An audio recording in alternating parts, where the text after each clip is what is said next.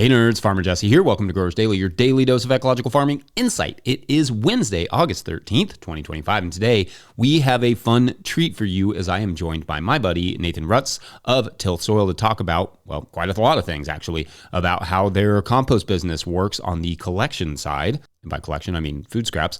We discuss tariffs and the composting business. We talk about peat, but also what a peatless mix would look like and how Tilth is organized as a worker-owned co-op, which is very cool. Also, in the name of full disclosure, Tilth is a show sponsor. Shouts to Tilth Tuesday. But I've known Nathan for like 6 or 7 years now, and I always enjoy chatting with him. And I figured, why not in front of you all? So let's do it.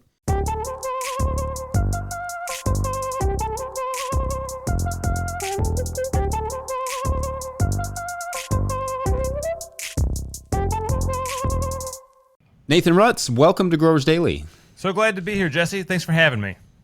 So glad to have you. We always have a lot of fun conversations, so this will be just another one of those, and excited to share that. Maybe let's start with having you just introduce your work a little bit, where you are, what you do, that sort of stuff. Great. So we're Rust Belt Riders Composting and Tilth Soil in Cleveland, Ohio. We pick up food scraps. We have compost made. We make compost-based potting soil for home gardeners, cannabis growers, and organic vegetable growers. And we haul food scraps from residences, from municipalities, grocery stores, breweries, coffee shops, etc. Last year, we hauled about 4,000 tons, and we have a stated goal by 2030, we want to be doing 20,000 tons a year. Okay, so take us through that. What does it look like when you talk about like hauling it? What are you hauling it in? What is the customer putting it in? Yeah, so we have a couple of different ways that people interface with that. So on the residential side, we have our like sort of boutique service, which is where we pick up a 5-gallon bucket off the driveway or somewhere else at the house. That's the more expensive one because we pick that up in a Sprinter van, and then each of those gets power washed. You get swapped to clean one. We drop off that, and then we take the one that's full of food scraps. The more common way that people are opting into is drop-off, where we have locking 64-gallon rolling trash cans, just like you probably roll to the curb almost anywhere in the U.S. unless you haul your own trash. And then people open the lock, they drop their stuff in, and off they go. And then we pick it up. Right now we have a mixed fleet. We have box trucks, and we have one tipper truck, and we have another tipper truck on the way. What's a tipper truck? Is that tipper truck? You mean is just like a cart lifter. So instead of putting the carts on a lift gate on a box truck and lifting that into the truck and then having to swap every time, it's much more labor efficient to do like a trash truck. And so the trash truck, so our tipper truck shows up, but it's more sealed than a trash truck because your typical trash truck, I know that we can get into the minutia of vehicles for picking up food scraps. But normal compactor trucks are not appropriate generally for food scraps because they don't actually hold liquid. And so because food scraps are very high moisture, you would end up with a disgusting mess dripping down the road if you had a typical compactor truck. So we have to use different kinds of trucks that have taller sides on the bed, so we have to lift the carts higher over the side of that sealed bed, basically. And it has like an arm, like you see with the trash truck. So it's like oh wow. I'm going to imagine that those are not particularly cheap. They are not. Nope. Yeah. Yeah. It's one of those situations where you're much more able to pay people a better wage with the right equipment. Yeah, that's a good point. All right, so I want to hear, and maybe this is one of them, but I wanted to just kind of hear some of the key challenges that you all face in running a business like this. And maybe it starts with the pickup side, or even maybe it starts with the customer sort of communication side. Like where does it start, and what are those challenges? There are a lot of challenges in running a composting business. We have made, I don't know if we've made all the mistakes, but we've made a lot of them. Particularly when you start, composting and hauling is a very capital intense business to run. And when you start with no capital and you bootstrap a lot, it takes a long time to get that snowball rolling down the hill, where you can actually then like borrow money to be able to buy equipment or to lease equipment, etc. So a big challenge for if you're going to start a composting business is, particularly the hauling side, is how are you going to collect this stuff? What physically are you going to do? And make sure, like, really thinking about, like, can you do this in a way that's going to be sustainable for your body and financially? Can you charge, like, so one of the things, a big challenge for us is Ohio, just like Kentucky, has no mandates about food scraps. There's nobody saying you must divert food scraps. You know, in the West Coast, the East Coast, sometimes actually in the North too. There are states that have plans to reduce the amount of food scraps going to their landfills, which is fantastic. Here in the middle of the country, we have cheap landfills. So I'm going to point the blame number one at cheap landfills. And it's in the landfilling business in Ohio, probably Kentucky, I don't know, but I would suspect in Ohio it comes from filling up old strip mines. So you're like, hey, there's a big hole in the ground, let's fill it with crap. So that's sort of, and also there's the whole transition post World War II and the Resource Conservation and Reclamation Act. There's a whole lot of interesting interlocking complexities. But a lot of trash companies started off as pig farmers, because before the dawn of ubiquitous plastics and so-called disposables, there was nothing that was disposable. Everything was either reusable or compostable or edible. And so a lot of the trash companies started as pig farmers that would take all the slop from town and feed their pigs with it and then bring pigs back to town. And that's actually really cool, except if you have disease problems. Because pigs can pass on diseases to humans. And then, of course, if the pigs start eating a lot of plastic, that's a problem too. So we have all this, we have the before the 1976 Resource Conservation Reclamation Act, RCRA, we have all these unlined landfills that are just leaking, like seeping trash juice, unregulated trash juice into the groundwater. And post-RCRA, landfills are now highly engineered structures that, more or less are, the first RCRA landfills are now getting retired. So there, we'll see how well is that engineering going to hold up over the next 10,000 years. We have this whole mess to intersect with, and so we say, okay, what do we do? What we are trying to do at Rust Belt Riders Composting right now is to do right by the food scrap portion of the nutrient shed, the material shed, in our area, in our region, and we define that we don't have hard boundaries on it. It's sort of fuzzy, but we think about Northeast Ohio as our neighborhood, and we want to do right by this neighborhood. And to me, that means, particularly for food scraps, there's about 300,000 tons of food scraps landfilled every year from the greater Cleveland metro area. And I'd like to see, by the time I'm ready to be composted, about 3/4 of those food scraps getting a better home. I don't know how populations are going to shift. Cleveland's been losing population for decades, but we are in one of the best places in the United States. If you're concerned about climate change, we have water and fairly moderate temperatures, and so I would suspect that in my lifetime the population may go up. But anyway, being able to develop the reps and the ability and the knowledge of how to operate the machines and also make the compost and apply the compost and grow the food seems like something really worth doing, because we care about people and the planet. I went way high level there, but the challenges we face are low landfill. One of them is low landfill tipping fees, and the reason that's a challenge is because you can't charge as much in order to compete on price. If you want to get to the higher tonnage, you can't charge a premium to remove people's food scraps, particularly commercial food scraps. And some of that is the most desirable feedstock for NOP composting, because if you're a brewery and you're not hopefully many breweries do give a hoot about where their spent grain is going. Many don't. Some do go actually to farms.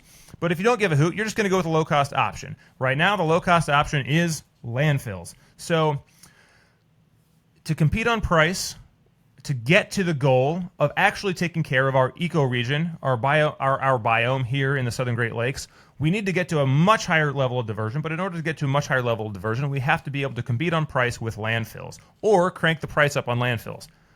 And I think the answer is some of each, hopefully in various ways.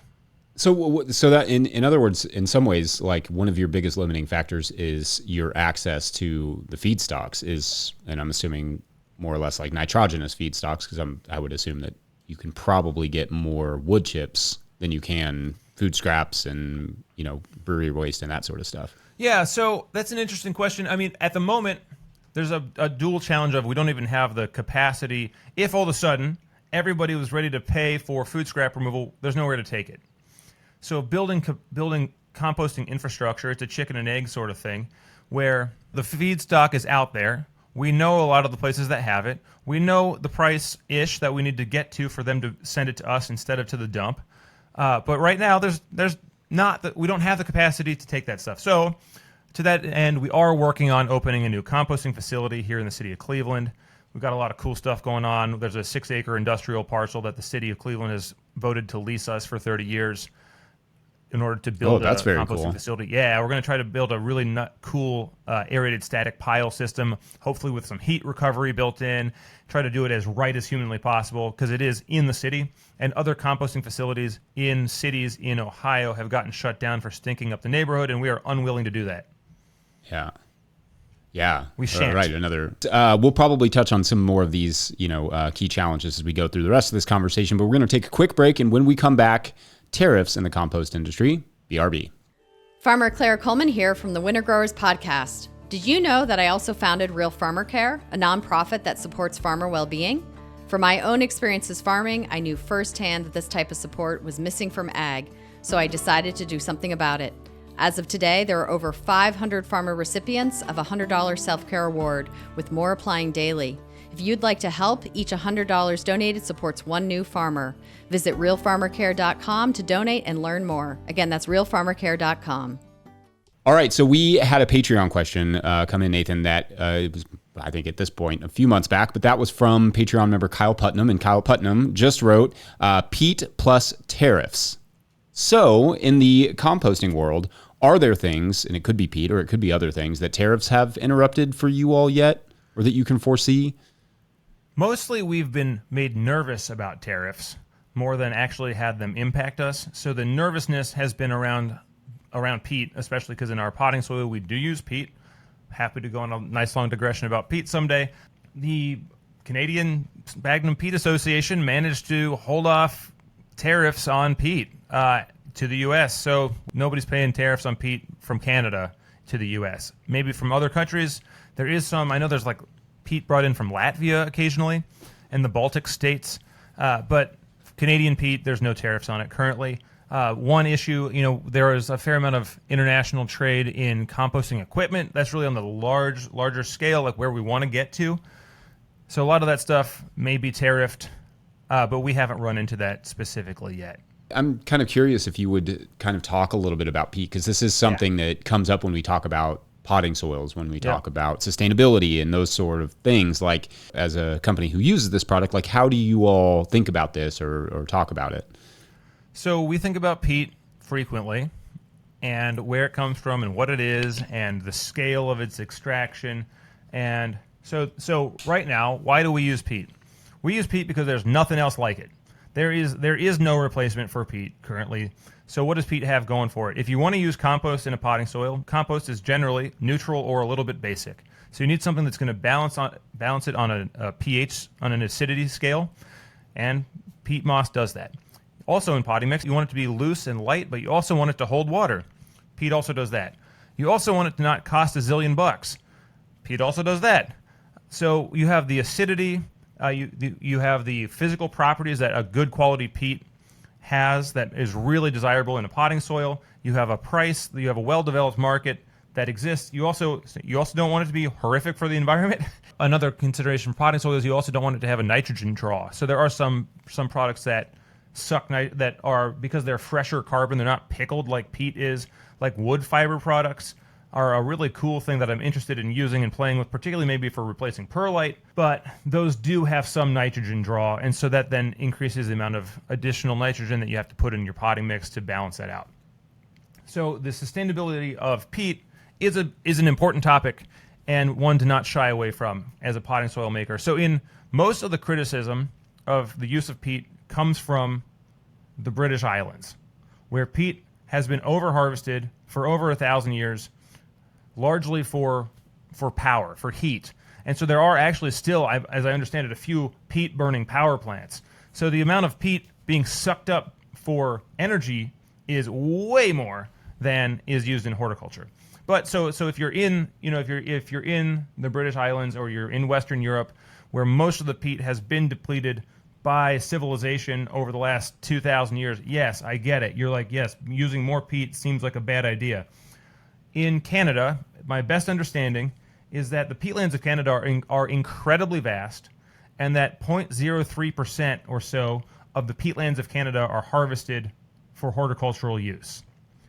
There's a good paper on this by James Altland from the USDA about peat moss, where he really looked into the various different aspects of the peat harvest and explains it pretty thoroughly. Peat moss does grow. It grows very slowly. According to Dr. Altland, the replacement rate of peat outpaces in Canada, like naturally, without even replanting the drained bogs. There is more peat accumulating in Canada than is harvested for horticultural use. That doesn't mean we shouldn't be circumspect about it, but that is something worth noting. Right. Yeah. I mean, it's a tough subject because it takes forever for it to regenerate, and it's also a really good sequestration of carbon. So there is a little bit of that. The other uses that you talked about, like energy usage, I know that it's used often in like filtration and other aspects. Those things are a little bit more concerning to me than horticultural use, just because it goes from being in the ground to going back in the ground. And you do use, like in the case of a soil mix, and I know you are losing carbon along the way, but you're least, and you're using carbon to extract it, but you are at least like replacing some percentage of it in a different area. Yeah. I don't want to feel like I justify it that way, but that is often how I think about it, at least in terms of horticulture. I mean, for us, we live in the world that exists today. We don't get to live in the world that the solar punk utopia that I wish existed right now. That we're working towards, right? We're working towards it. Yes, that's what this like. Yes, another world is necessary. I feel like saying, "Oh, you can't use peat," is kind of like, "Oh, if you care about the environment, are you driving your car to the farmer's market?" Just the like endless litany of like, yes, there's yes, we live in the world as it is. If you look at the so-called alternatives, they're actually often worse in a lot of regards. I do think that gets overlooked. I think you and I have maybe talked about just, the extraction of coconut coir from places that are low in minerals and carbon already. Taking that product out of those areas in large quantities can be detrimental to those environments as well. So, like, there is a little bit of that also. Yes. And there's even, like, if you're looking at pine bark or wood fiber, all that stuff is from the excesses of the U.S. construction industry and southern yellow pine plantations. And so all those alternatives, yes, those are sort of waste products. They're like the marginal southern yellow pine, which is actually not a type of pine. It's mostly loblolly pine is the more specific species. But the southern yellow pine industry in the United States plants giant, humongous monocultures, and they're conventionally farmed. And so we have this marginalia from the stuff that can't be used for construction that can be used for wood fiber products or pine bark products. And is that better? You got to do some real deep system dynamics stuff that I don't think anybody's done. So I just have to wave my hands a little bit and be like, what do I think about this? So the peat industry to me seems, it doesn't seem any worse. It's hard for me to see how it's worse than the southern yellow pine industry. All that said, the dream would be compost as whole media. Can we make potting soil that's just compost? Can we? The short answer is absolutely, but will it behave exactly the same way? And that answer is no. So you can't, with the right combination of stuff in your compost, with really nice, if you've got nice horse manure and you've got nice, your feedstocks are always going to, composting reduces the amount of nitrogen. There's a maximum concentration of nitrogen that can exist in a compost because the mostly bacteria and the fungi will basically burp and fart and poop it out if there's a higher concentration than they can actually incorporate into their bodies. And sometimes it's nice to have a little extra around in the system for young plants to go boom. So that's the thing. How is your nitrogen stored? How much is it in the necromass, which is the dead bodies of the crobes? And how much is actively being cycled?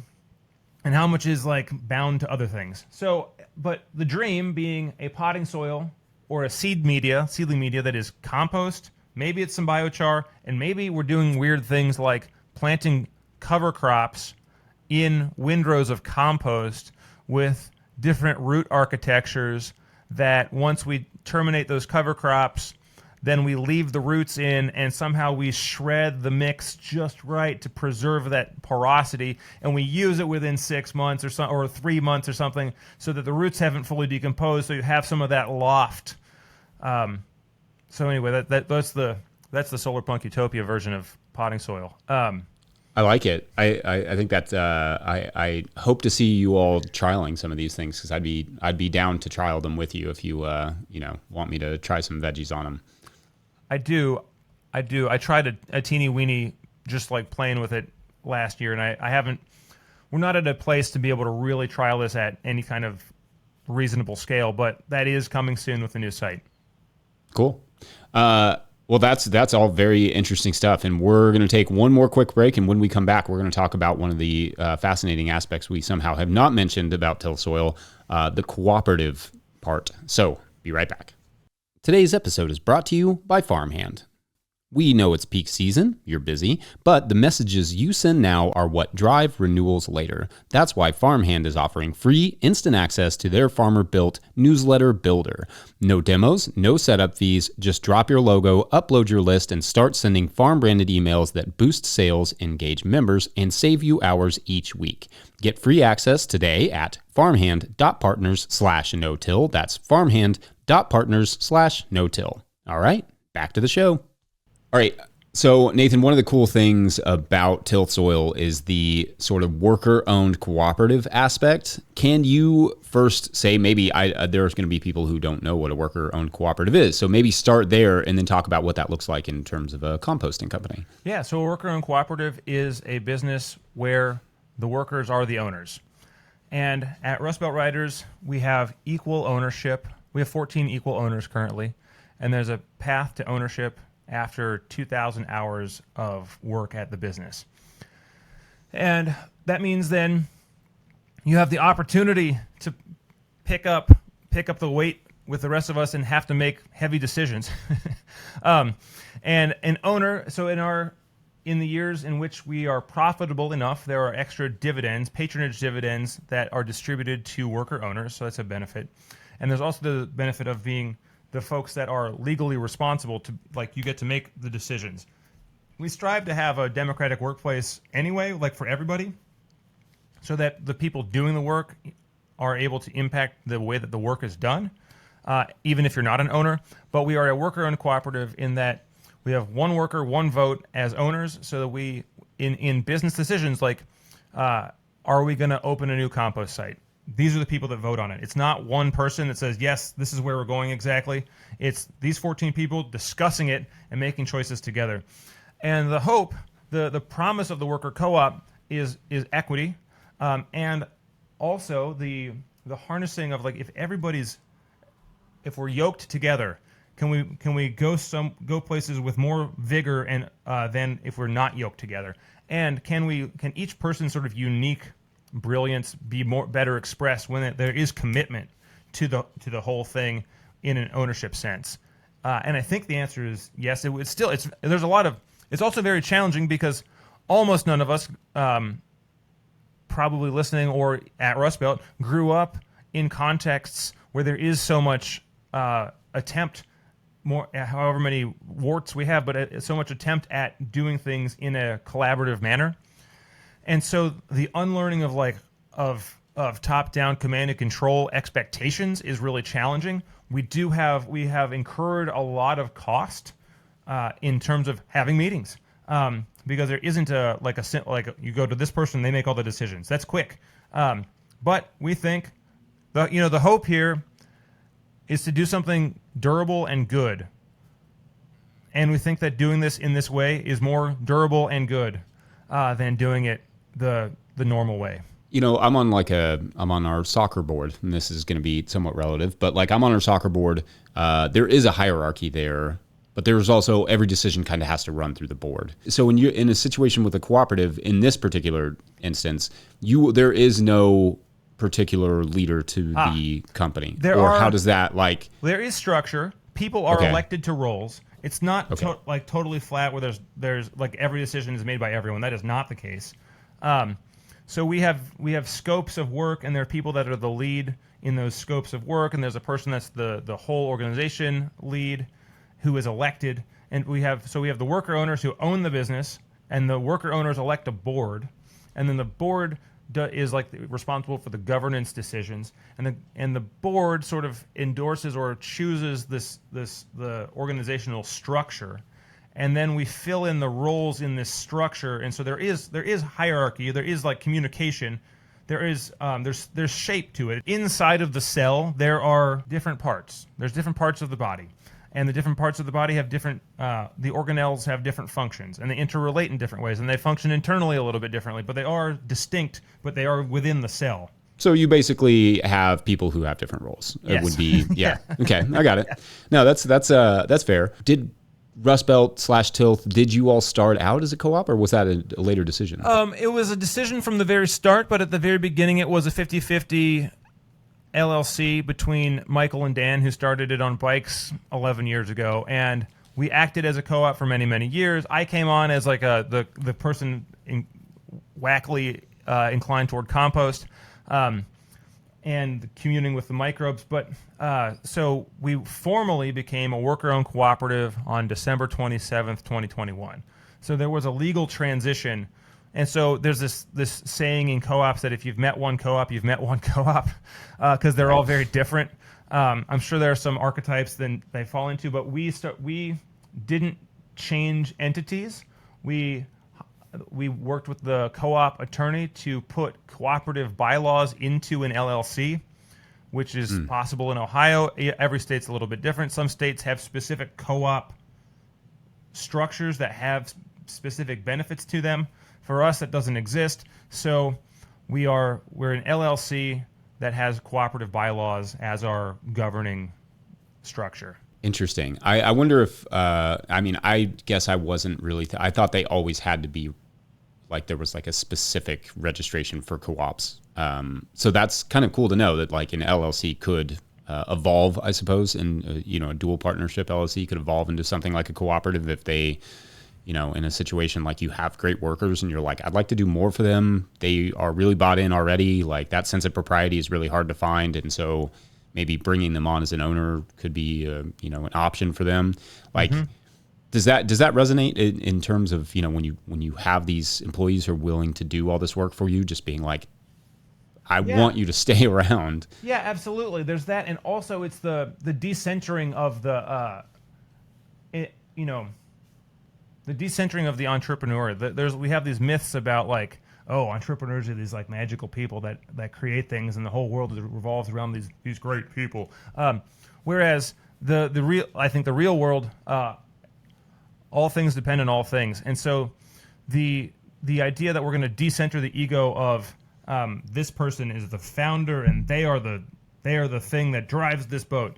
Too many mixed metaphors. I apologize. But it's like what do we think? This is conjecture. Like, what do we think we want workplaces to be like? Have we ever, there's some reaction to having had bad bosses or the feeling of arbitrary decisions from on high, and you want to do it in a way that isn't that. But schismogenesis can only get you so far. So you want to, what do we actually want, and how do we want to relate to each other, and how do we want to? We spend more time with our colleagues than we do with our families for most of us in the United States. And so how do we want to relate to each other? And that's kind of like we think we don't have the answer. It's like, will this have been a silly thing to do looking back in 30 more years or something? I don't know. But we think that working collaboratively sounds better than not doing that. And also, if I think it's more ecological. I want to live in a society that adopts mycorrhizal economics. And can we adopt that sort of like, I think of myself as an obligate symbiont, just like a mycorrhizal fungus. I can only exist in relationship with others. I rely on a mutually beneficial relationship with other human beings to be my best self or to exist at all, really. And the recognition that no person is an isolate. All of us are a network of relationships to the human and more than human worlds.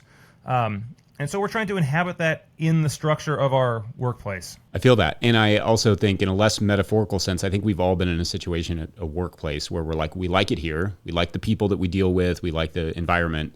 But we lack that sense of propriety, that sense of ownership, that sense of being able to I have the ideas and present them and be heard in that way. And I think that's really cool. Nathan, this has been a blast as always. Thank you so much for joining me. Glad to be here. Have a great day. Thank you.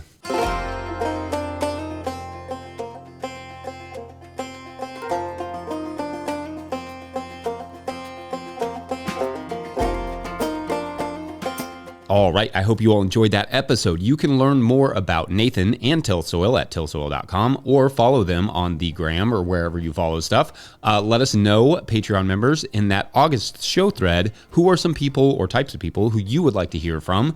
Anyways, that's it for this Wednesday. Don't forget, No Till Growers is now officially a nonprofit 501c3, so donations are tax deductible and greatly appreciated. Please make sure to like and subscribe and or follow wherever you're getting this podcast. That's an easy way to help us out as well. Enormous thank you to all of our show sponsors. And if you'd ever like to sponsor this show, you can reach out to Farmer Michelle at no-tillgrowers.com. Huge shouts to Willie Breeding for the theme music, Mike Hilbert for the production help and editing. Also, shouts to Epidemic Sound for the background music that you can hear. Pick up a hat like this one or a copy of my book, The Living Soil Handbook, at no-tillgrowers.com to support our work. That's like what makes this thing keep rolling. Big thank you to everyone over at patreon.com/no-tillgrowers, where at a certain level, or if you just bump up from one level to another, or you sign up in the month of August, you get a shout out on the show. So big shout outs today to Tom Walker, Alan Nixon, Tony Anschutz, and Anxious Pancakes. These are our earthworms from last month, so double shout out to earthworms. Remember that. Big thank you to you all. All right, so today's story, continuing on with our Piper story about the plumber and the mysterious customer.